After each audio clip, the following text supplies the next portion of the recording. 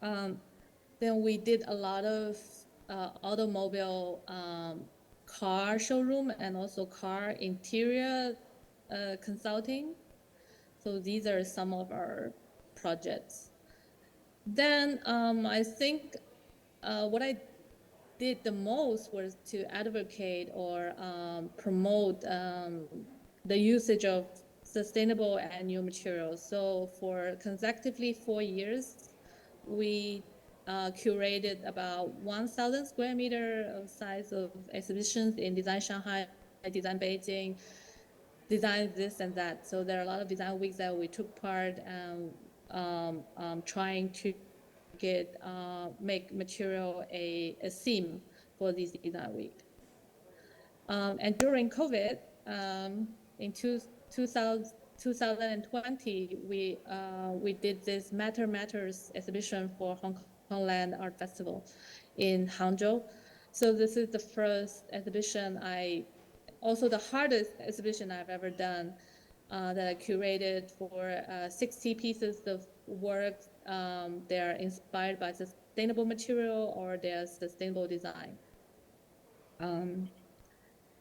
And in 2000, I think it's 20, yeah, we initiated this New Material Awards. It's an international event. So we attracted like over 50 applicants, and we also throw a big exhibition during COVID.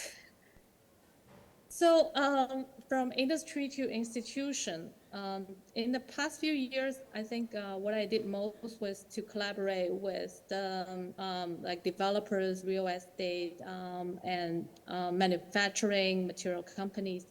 So it's more of what we call design empowerment or innovation agency.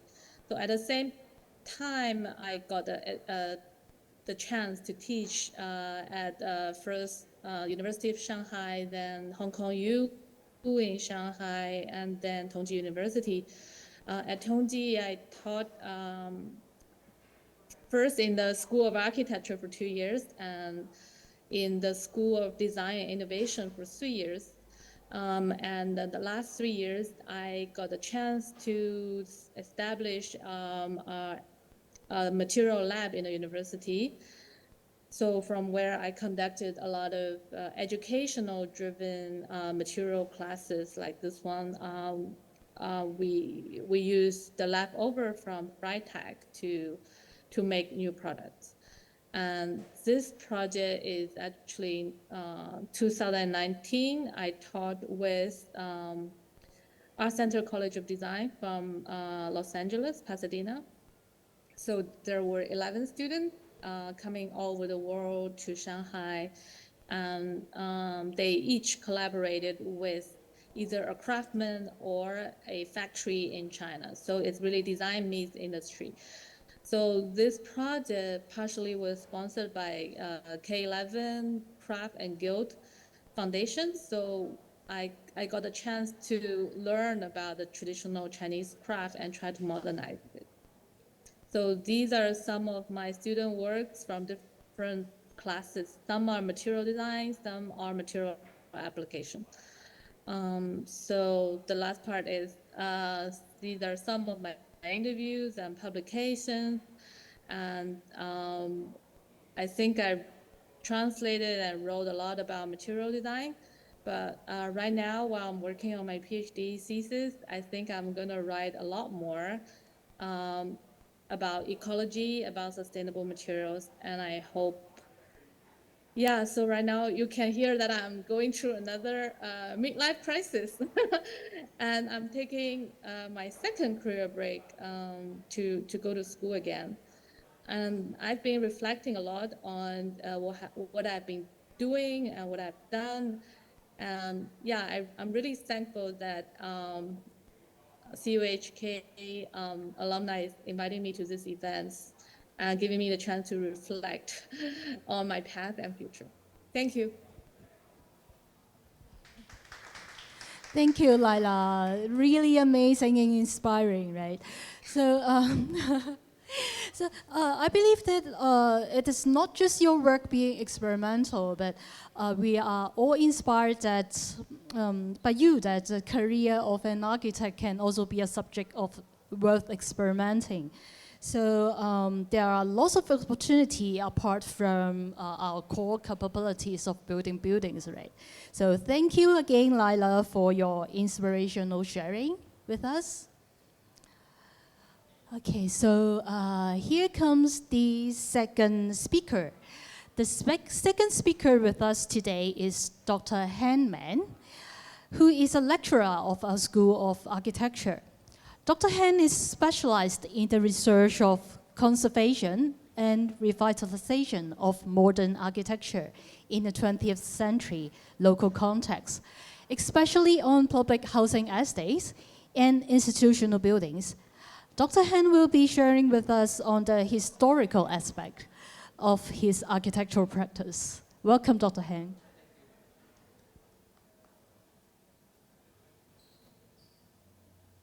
Hi, good afternoon, everyone. Thank you for the invitation. Including in this alumni activity event.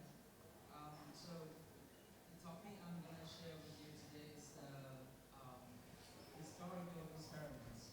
There are two keywords for today. One is historical, one is experimental, and I try to combine these two keywords together. And I hope this is relevant to this event.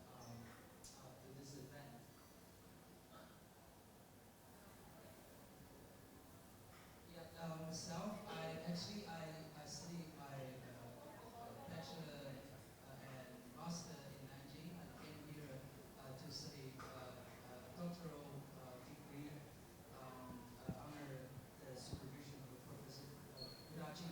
So the previous one, yeah, so yeah, and Professor Gu hired me to be his assistant research assistant at that time. So when they were doing a research project about Hong Kong modern architecture, so they were like collecting a lot of very interesting cases, modernist buildings like the police quarters, some public housing estates, and including the building where we are now, the Central Market, and other interesting buildings.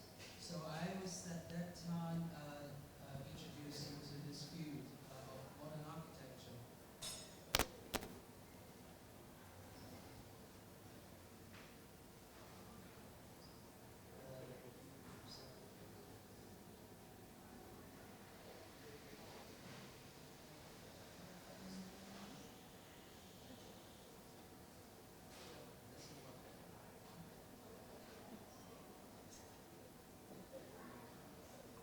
So like I was brought to uh, yeah, okay. I was brought to the buildings like the police barrack quarters, Hollywood Road, um, or buildings like Central Market when it was renovated, um, and also like the government, former central government offices, and all these modernist buildings were fascinating to me.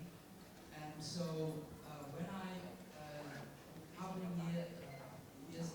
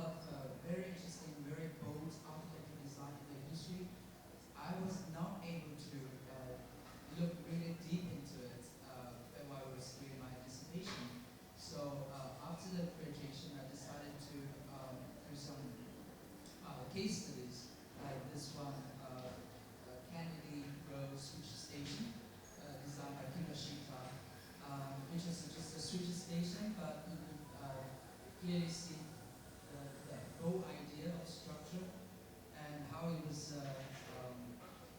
planted into the nature. So, and also like buildings by Eric Cooley. Right? So you see there's a ramp right, under the building, and on top of it is the distribution towers. So all these buildings present a very bold idea and probably unprecedented solutions to architecture. So or like this very beautiful design, and you can see the transparency of this building, and with this the standard columns there, and almost like contemporary architecture designed by CUA and Nishizawa. And so I was fascinated by these buildings, also like the Flower Garden Estate, where you can see also a very bold idea has been introduced to the design of this building. So here, I think for the purpose of reducing the cost of the lift, so the lift always stops every 3 floors. So the architect was able to come up with this idea to introduce a very generous communal space into the tower, and which is also something we rarely see in other cases. And like this is the section of the building. You can see the lift lobby here. It's not very clear, but here the lift is up on this floor, I think 3 floor. So and then this lift lobby has been particularly designed and turned into not only a circulation space but also a communal space. And so later, I introduced this idea to one of my courses about the history of Hong Kong architecture, and I worked with a bunch of students to look into some really interesting cases, and we have done this for 2 years. And this is the photo taken from the exhibition, small exhibition after at the end of the semester. So we have done this for 2 years. For example, I'm gonna, for instance, I'm gonna share you some cases we have done in these courses. This is Wyatt College in Hong Kong Island, which was designed by Gordon Raymond Brown. So here you can see he was the first head of the Department of the University of Hong Kong. So he was greatly influenced by the Nordic modern architecture. So when he came to Hong Kong to teach in Hong Kong, he was also practicing in Hong Kong. He lectured around 7 projects in Hong Kong. This is one of the projects we did for Wyatt College, and there was another Wyatt College in Kowloon that was also designed by this architect Raymond Gordon Brown. And here in this project, you can see a very, bold idea to me has been experimented in this field. So use the fairface red brick wall, and then try to construct or use the materials in a very different way, in a modern way. So you can really see the combination between the structural frame and the brick wall. So and this is the interior view of this chapel. The chapel is part of the Wyatt College. You can really see how beautiful the interior space is, and not only I think the beauty is not just from the structure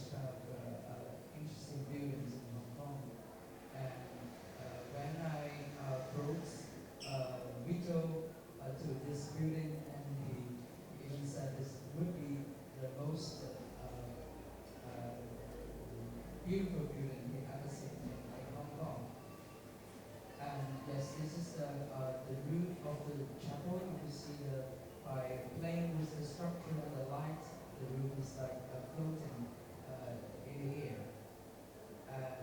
Yeah, where we propose the students to the site to do the measurement, and we contact the school, the college to look for the archive and to study the original drawings and other materials. And so this is another case of the Lutheran Work Federation in Chinchachi. So this is today, from today's point of view, it's just very normal buildings. You could say high-rise buildings in Chinchachi. It's not new. It's not fancy from the outside.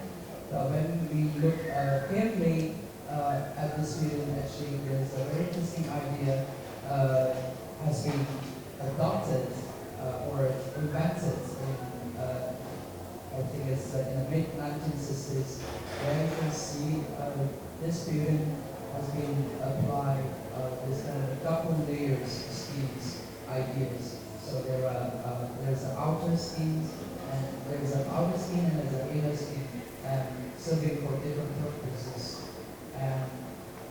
I'm not going to elaborate, I just give you some of the cases. And this is another case in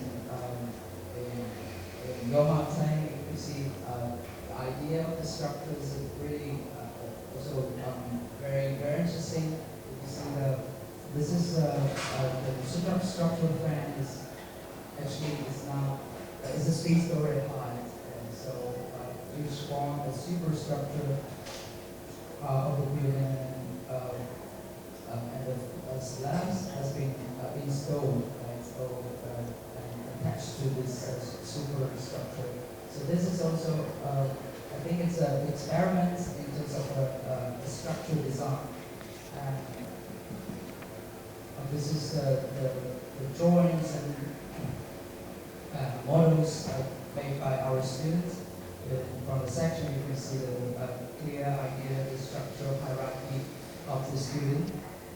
And then, so the next one is the public housing estates, residential tower, which is the Chinese free. As we all know, actually, the public housing estates in Hong Kong have gone through different phases as the development of the city. So architects came up with the different types of the building blocks, the residential blocks, to accommodate the lives of people in different periods. So this China types was invented in the 1980s. There are 4 types of trident. So trident 1, trident 2, trident 3, and trident 4. So which is most important in this trident is this trident 3. So you see, basically it's a functional unit. You could say actually everybody say there's not much room for designing such kind of a building type. So but here we found something very interesting here is that you can see trident 1, 2, 3, basically the configuration are the same. But trident 2 and trident 1 and trident 2, they just follow the traditional circulation pattern. But in trident 3, the architect came up with a very special idea by reconfigure the position of the lifts. They were able to create such kind of a stepping 3-story high lift block inside the tower. Which is really amazing. This is the view of the Trident 3, and so I do think this demonstrates a high-level design at that time. Yeah, very interesting building within such restricted design constraints. And also, like another case is like this Mainland Sports Center, which the architect experiment such kind of a folding structure. Okay, and I'm sorry, I missed it. Okay, no problem. So, and then this is a rich board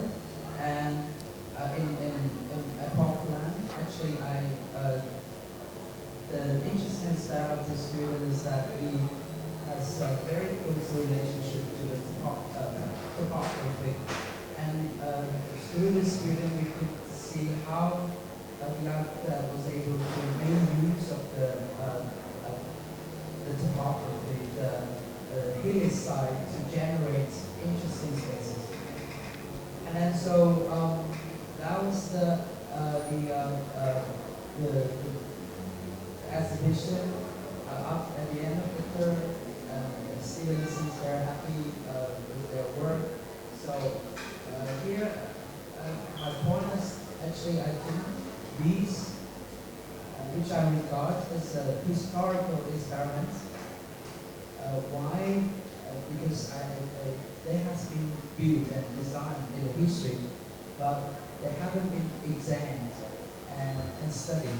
So, and I think it would be unbelievable in other countries like Europe or Japan. So the predecessors have done a lot of interesting buildings and experiments, but the young generation of architects have basically no idea about these buildings. It will never be unbelievable. So, and I also think this kind of bold experiments should be examined and studied and also pass on to the young generation. And so, yeah, this is some photos. And actually, I think this experiment could still be inspirational. For example, I have participated quite some talks or forums about Hong Kong architecture, and especially some scholars in China, the mainland China, that are super interested in the experiments in Hong Kong. So actually, such kind of compact development model can be something learned from by China, the cities in China.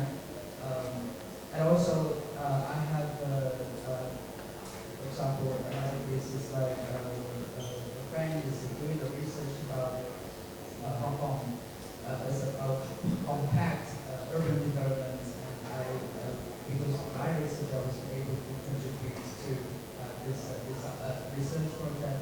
So yeah, not only for this purpose, I think even for today's practice, I do think these experiments in the history, those so-called historical experiments could be still relevant and meaningful for today's practice. Yes, so that's what I want to share today. Thank you. Thank you very much, Dr. Heng, for your wonderful sharing. I believe you have given us much insights on the places and districts that we all thought we are familiar with. Thank you again, Dr. Heng. So please stay with us for the panel discussion afterwards. Okay, so after the two speakers sharing, we now have six exhibiting alumni, to continue sharing with us their wonderful works that are exhibited here in the venue. So the first sharing alumni would be Mei Ho.